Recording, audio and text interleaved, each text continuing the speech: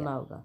अंततः तब रामदास गंगाधर को को बुलाया गुरुजी गया। की बातें याद आ उस गई। बेचारे को ऐसी वह कोई बोला, बात न थोड़ा रुक सूझी कि जाइए, जिसे कहकर वह मुझे अपना अपने दोष गुरु किसी का और पर ध्यान डाल देता। करने दीजिए। वह अंधेर नगरी के तौर तरीकों उसके से ध्यान अच्छी तरह लगाते ही वाकिफ भी गुरुजी न वहां था। पहुंच गए।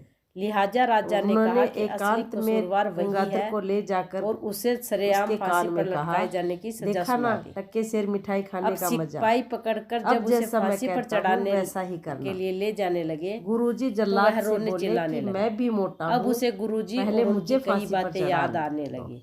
हाय उधर मैंने गंगाधर गुरुजी का जल्लाद नहीं का हाथ खींचते कहना हुए नहीं बोला, माना। हाय मैंने नहीं गुरुजी नहीं, का पहले कहना नहीं माना। मुझे फांसी दे दो। हाय गुरुजी अब कहाँ हो एक और आप, जल्लाद बचाओ गुरुजी बचाओ। को खींच रहा था देवीय और प्रेरणा से दूसरी ओर गुरुजी भी उस गंगाधर। दिन रास्ता भटक कर गुस्सा वापस कर अंधेर राजा नगरी बोले में कि ही आ फांसी के पहुंचे नाम थे। से तो अच्छे अच्छों के उन्हें होश जब उड़ पता जाते चला हैं, कि उनके और शिष्य को एक फांसी पर तुम चढ़ाने दोनों ले हो जा कि रहा फांसी है, चढ़ने के लिए तो मारामारी बेचारे कर रहे भागे हो, भागे फांसी स्थल खींचातानी पर कर चले रहे आए। हो।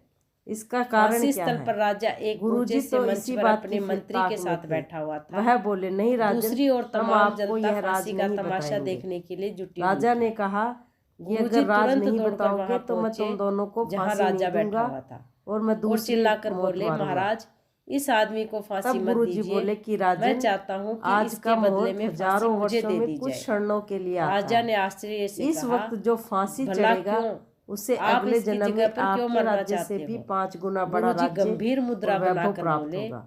ये गूढ़ अंधेर रहस्य की नगरी का बात है राजा तो महाराज, था ही आप निरामूर्ख जानकर क्या और करेंगे? चौपट तो था आप ही, तो बस जल्दी से अव्वल दर्जे जल्लाद का को आदेश लालची भी था। दीजिए कि वह रामदास गुरु को शिष्य हटाए से और बोला, मुझे फांसी पर चढ़ा कंगाल दे। कहीं के, अब तो सूरत राजा की देखी है अपनी उत्सुकता और आईने बढ़ में, गई और बोला, बड़े आए हैं 5 वह गुना गूढ़ बड़े रहस्य राज्य जल्दी का से राजा मुझे बनने। बताओ, अरे वरना ठहरो, तब तक मैं मैं खुद रामदास फांसी को चढ़ूंगा। फांसी चढ़ने नहीं फांसी दूंगा मेरी, राज्य और मेरा, ना ही तुम्हें तुम फांसी कौन पर होते हो चढ़ने फांसी दूंगा। चढ़ने वाले? गुरुजी ने फिर यह राजा को कहकर उसने टालमटोल करने जल्लाद की से कोशिश की, फांसी का फंदा लेकिन छीनकर राजा अपने वह गले में गूढ़ डाल रहस्य लिया जानने की जिद और पर अड़ फांसी गया। पर झूल गया। आखिरकार गुरुजी गंगाधर राजा के गुरुजी के पास साथ जाकर वहां धीरे से से तुरंत बोले, खिसक लिए। गुरुजी बोले, आज भी यह लोक कहावत महाराज मैंने प्रचलित हो अभी गई, अभी ज्योतिष अंधेर गणना करके नगरी यह चौपट पता राजा, लगाया है टक्के कि शेर आज बाजी, इस टक्के समय की शेर घड़ी खाजा। मरने के लिए बहुत शुभ है। जय श्री कृष्ण। और जिस व्यक्ति को आज फांसी होगी वही सीधा स्वर्ग जाएगा और आपके राज्य से भी बड़ा उसको राज्य मिलेगा और वह वहाँ का राजा होगा।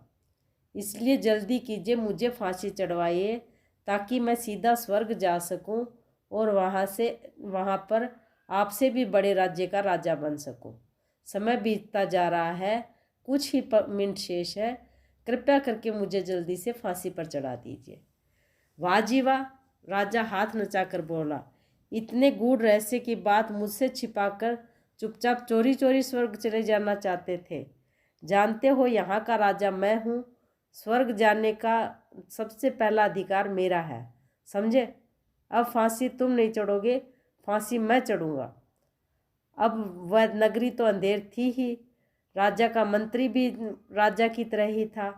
वह बोला, महाराज मैं भी आपके साथ स्वर्ग जाना चाहता हूँ, मुझे भी अपने साथ फांसी पर चढ़ाने का आदेश दीजिए। ठीक है, राजा ने कहा, जल्लाद जल्दी से एक फंदा और लगाओ, कहीं शुभ मुहूर्त बीत ना जाए। आनन फानन में एक और फंदा लगाया गया। राजा और मंत्री दोनों सीधे स्वर्ग जाने की लालसा में सबके देखते देखते फांसी पर झूल गए। उधर मौके का फायदा उठाकर गुरु और शिष्य दोनों चुपचाप उस अंधेर नगरी से खिसक लिए। जय श्री कृष्ण।